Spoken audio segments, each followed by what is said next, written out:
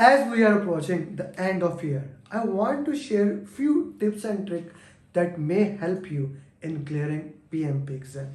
One of the most important thing is to understand time management in your PMP exam. So time management is very crucial. Although I have made multiple videos before it, but you see, repetition is the mother of success. So let's understand this thing.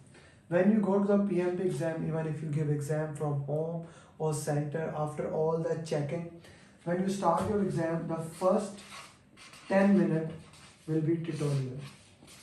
It will be tutorial like showing you how to use the software, okay, how to use the software, how all these things are organized. I don't recommend skipping those 10 minutes. Take that time, relax yourself, get into the zone, understand all those things. That's an important 10 minutes. Don't skip it, use it, calm yourself. Next, once this is done, the exam starts. Exam starts, you will have 230 minutes. 230 minutes for the exam. That's approximately 3 hours 50 minutes. But the exam will move from 230 to 229. Like the clock will be moved in the negative direction. And at 230 you will have a question number 1. So as you keep on doing question, once you reach to question number 60 and you press next, then the exam is going to ask you, do you want to review? Now that goes with person to person, you want to review or not. I actually don't recommend reviewing the question, because whenever I review the question, I go back and change the answers. So I don't review it. But again, it depends. If you have marked something you want to review it, you can go and review. If you say you don't want to review, then the exam is going to ask you, do you want to take a break? Highly recommend you take a break. So let's say you take a 10-minute break. The break is 10 minutes. When you say, I want to take a break, the break will start working from there and this clock will stop. Interestingly, if you spend all your time, all 230 minutes solving this 60 question, the exam is not going to tell you. You need to manage your time. And I recommend that in the first section, that is question 1 to 60, you spend 75 to 80 minutes. Which means when you reach question number 60, that clock should be saying 155 to 150 minutes. Which means you have spent 75 to 80 minutes.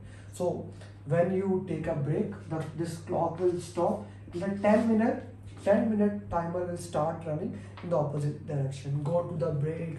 Even if you are in home, you can leave your room. You can have a cup of tea, water. I recommend have a chocolate and take a bite of chocolate. Doing deep breathing exercise really help. What is deep breathing exercise?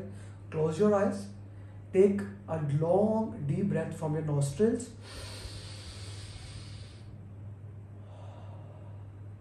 Inhale and exhale from mouth. Do it 3 times or as many as you require. It calms yourself.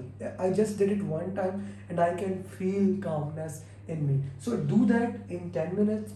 Have a sip of water. Don't drink too much water. Don't eat the entire chocolate, only 1 bite.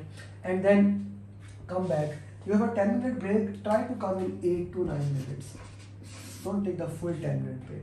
So once you come back from the break, now if you have taken break, let's say at 150 minutes, you spend 80 good minutes in the first 60 question. Now the exam will start from 61 question and timer 150 minutes.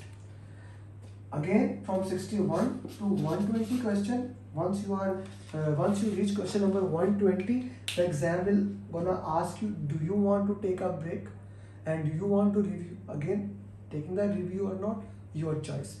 Do you want to take a break? Your choice. Let's say you did not review, you took a break and you spent, my recommendation, 75 minutes here in the second section, and 75 minutes, which means 75 minutes are remaining, then you basically took a break. Minimum, if you want to spend more time here, minimum you should have 70 minutes remaining for last section.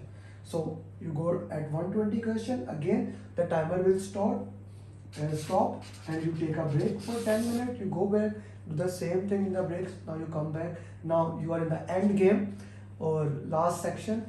Now question number 121 to 180 with 70 or 75 minutes however remaining. Try to complete all the question in that timer. That's a very important thing. Don't leave any question in the entire exam. There is no negative marking in the entire exam, so you can easily solve these questions with the, even if you don't know, do your best guess. Use elimination technique. Of course, elimination technique is the main source of solving the question. If they are long question, read the last line first option and try to eliminate from them. Two major pillars of exam to solve the exam: servant leadership mentality. Even if the questions belong to predictive or agile, servant leadership is the key. Have a servant leadership mentality. What does servant leader mean? Servant leader is like a father or a mother who shields the team from any kind of hurdle, risk, obstruction. He train the team member, he collaborate them, he communicate with them, open communication, things like that. Having open communication, reviewing the documents, facilitating, they are the right answers in the question.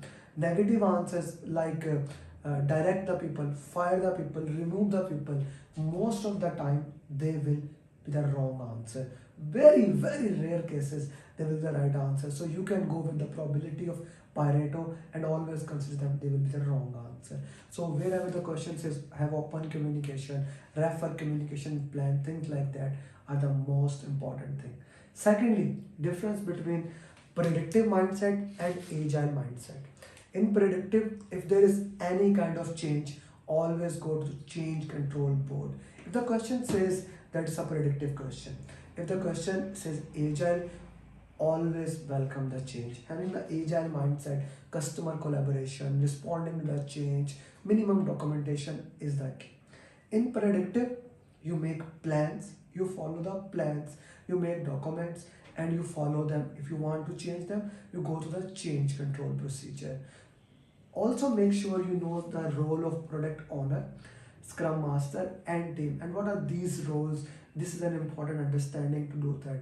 Like only product owner is authorized to reprioritize the product backlog. Team may help, scrum master may facilitate, but product owner is responsible. Only team can give the estimate. So that's an important thing to understand. What happens in daily stand-up, sprint review, retrospective, how to prioritize the product backlog, how to handle risk, issue, things like that. If you understand that with servant leader mentality, agile mindset, and how to manage that time, I am 100% sure you will be able to clear the PMP exam. If you have any question, feel free to ask. I would love to answer. And as always, your comments are oxygen to me. And if you haven't subscribed so far, do subscribe us, do share it, do like the video, and become the PMP, become certified PMP as soon as possible. Bye bye.